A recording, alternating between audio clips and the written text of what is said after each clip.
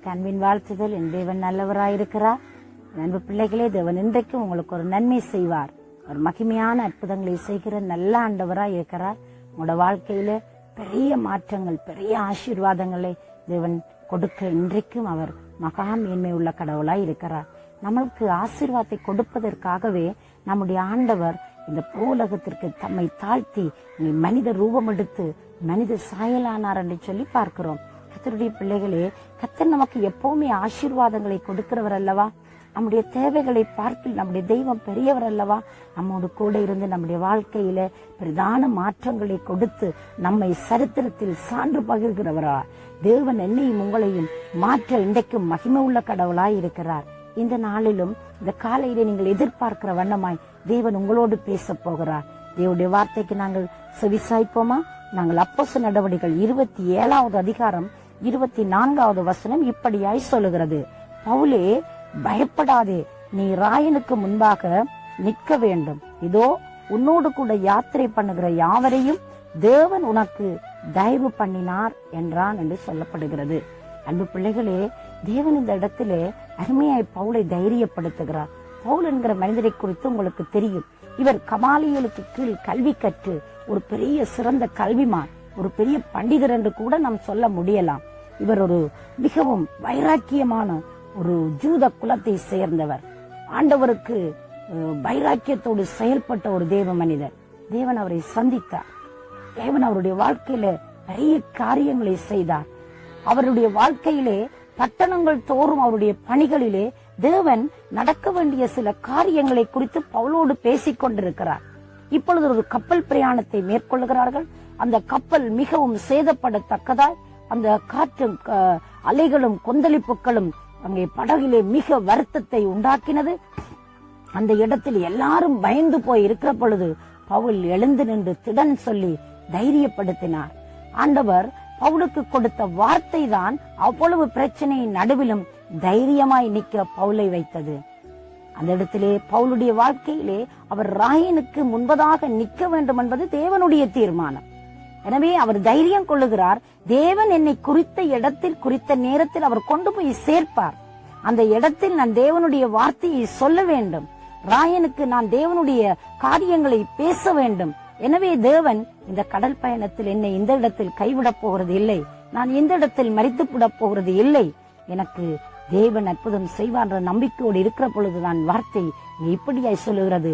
தேவன் அவருக்கு என்ன செய்தார்? அந்த இடத்தில் இருக்கிறவர்கள் தயவை உண்டு பண்ணினார் என்று சொல்லப்படுகிறது. அன்பு பிள்ளை, இந்த வாழ்க்கையில நானும் நீங்களும் நினைக்கலாம், சில வேளையில நாங்க நினைக்கிற வண்ணம் அது நடக்காமல் போகும். நம்முடைய வாழ்க்கையில நாங்க எண்ணுகிற மாதிரி சில நேரத்துல அது எப்பவுமே இருந்தது இல்லைங்க.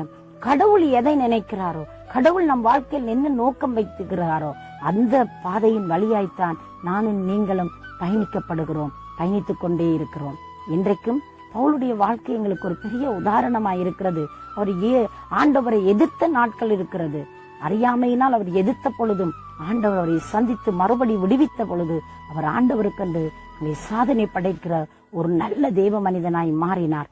அந்த மனிதனை வந்த ஆபத்துக்கள், வந்த நிந்தனைகள், அங்கே கல்லறிந்து அவன் செத்து போய் விட்டான் என்று சொல்லி அவரை போட்ட பொழுதும் அவர் எழுந்திருந்து தேவனுடைய திருப்பணியை சரியாக செய்து முடித்தார் என்று சொல்லி சரித்திரத்தில் நாங்கள் பார்க்கிறோம்.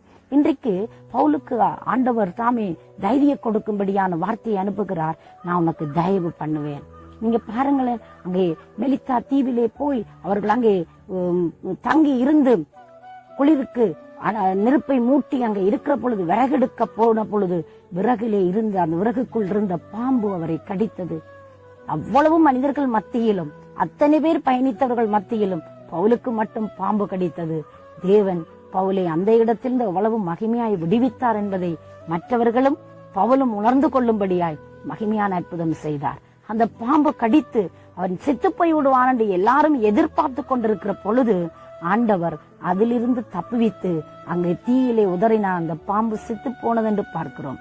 தேவனுடைய பிள்ளைக்கு எதிராய் எது வந்தாலும் தேவன் சும்மா இருக்க மாட்டார். தேவன் பார்த்து கொண்டிருக்க மாட்டார். இறங்கி வந்து அவர்களுக்காய் அற்புதம் செய்கிறவராய் இருக்கிறார். செங்கடலை பிளந்து நடத்துற பொழுது ஆண்டவர் மோசைக்கு சொல்லுகிறார், நீங்கள் அமிழ்ந்து போக மாட்டீங்க, நீங்க அழிஞ்சு போக மாட்டீங்க, நீங்க சும்மா இருப்பீங்க, நான் உங்களுக்காய் யுத்தம் பண்ணுவேன் என்று சொன்னார். பாத்தீங்களா ஆண்டவருடைய யுத்தத்தை? எந்த செங்கடல் அவர்களுக்கு தடையாயிருந்ததோ அது பயந்து ஒதுங்கி நின்றது போல ரெண்டாய் பிரிந்தது. மக்கள் மகிமையாய் வெற்றி களிப்போடு ஆடலோடு பாடலோடு அந்த இடத்தில் இருந்து அவர்கள் கடந்து செல்கிறார் என்று சொல்லி நாங்கள் பார்க்கிறோம். அன்பு பிள்ளைகளே, அந்த ஆண்டவர் அங்கே எந்த செங்கடல் வழிவிட்டு கொடுத்ததோ அதே செங்கடல் எதிரி படைக்கு புதைகுழியாய் மாறி ஒரு ஈயக்குண்டு அமிழ்ந்தது போல அவர்கள் எல்லாரும் அமிழ்ந்து அழிந்து போனார்கள். ஆனால் தேவஜனமோ பாடி புகழ்ந்து கர்த்தரை மகிமைப்படுத்தி கொண்டு கடந்து போனது.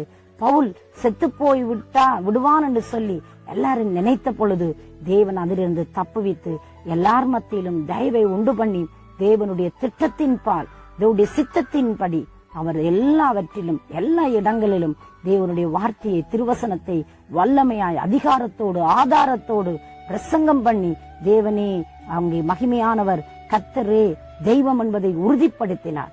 தேவன் சொன்ன வார்த்தைகள் ஒன்றும் வெறுமனையாகல, அவர் வாக்கினால் சொன்னதை கரத்தினால் நிறைவேற்றுகிற கடவுளாயிருக்கிறார். பவுலின் கையினால் தேவன் விசுவசித்த அற்புதங்களை செய்தார் என்று அப்போஸ்தலர் நடவடிக்கைகளிலே நாங்கள் படிக்கிறோமே. அன்பு பிள்ளைகளை, இன்றைக்கும் பவுலுக்கு தயவுண்டு பண்ணி பவுலுடைய வாழ்க்கையிலே தேவன் வைத்ததான திட்டத்தை அவர் நிறைவேற்றி முடித்தது போல இன்றைக்கும் தேவன் அற்புதம் செய்ய வல்லவராயிருக்கிறார். அவரை நோக்கி பார்க்க எத்தனை பேர் ஆயத்தமாயிருக்கிறீங்க? உங்களுக்கு எந்த இடத்தில் தயவு வேண்டும், எந்த இடத்தில் இரக்கம் வேண்டும், எந்த இடத்தில் சுகம் வேண்டும், எந்த இடத்தில் பலன் வேணும், தேவன் உங்களை கொண்டு செய்யும் காரியமளவு உங்களை கைவிட மாட்டார். உங்களுக்கு எப்பவுமே தேவன் அதிசயங்களை அற்புதங்களை செய்கிறவராயிருக்கிறார். அவர் சொன்னதை செய்கிறவர், செய்கிறதையே சொல்லுவார். அவர் சொன்னதுதான். அன்பு பிள்ளையே, காற்றையும் கடலையும் அதற்றினவர், அவைகளை எல்லாம் அமைதிப்படுத்தின ஆண்டவர் இன்றைக்கு உங்களோட வாழ்க்கையில வல்லமை உள்ளவராய் இருந்து அவர் விடுதலை கொடுக்க வல்லவராயிருக்கிறார். அவரை நோக்கி பார்க்கிறீங்களா? அவரை நோக்கி பார்க்கிற பொழுது தேவன் அற்புதத்தையும் அதிசயத்தையும் செய்து உங்களை கனம் பண்ணுவார். நான் உங்களுக்காக ஜெபிக்கட்டுமா? எங்களை நேசிக்கிற சர்வ வல்லமை உள்ள நல்ல ஆண்டவரே, இயேசுவின் நாமத்தினாலே உங்களுடைய பிள்ளைகள் உண்மை பார்க்கிறார்கள்.